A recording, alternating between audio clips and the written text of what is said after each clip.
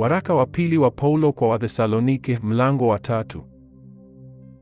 Hatimaye ndugu, tuombeeni neno la Bwana liendelee na kutukuzwa vile vile kama ilivyo kwenu.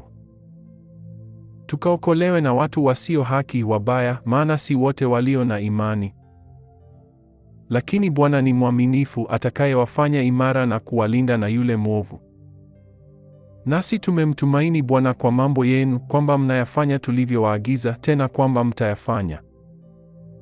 Bwana awaongoze mioyo yenu mkapate pendo la Mungu na saburi ya Kristo.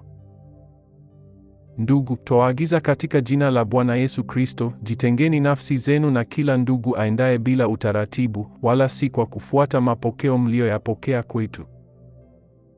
Mwajua wenyewe jinsi iwapasavyo kutufuata, kwa sababu hatukuenda bila utaratibu kwenu.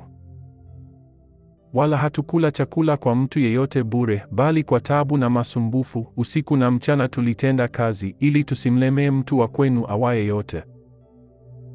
Si kwamba hatuna amri, lakini makusudi tufanye nafsi zetu kuwa kielelezo kwenu mtufuate. Kwa kuwa hata wakati ule tulipokuwapo kwenu tuliwaagiza neno hili, kwamba ikiwa mtu hataki kufanya kazi, basi asile chakula. Maana twasikia kwamba wako watu kwenu waendao bila utaratibu, hawana shughuli zao wenyewe, lakini wanajishughulisha na mambo ya wengine. Basi twawaagiza hao na kuwaonya katika Bwana Yesu Kristo, watende kazi kwa utulivu na kula chakula chao wenyewe.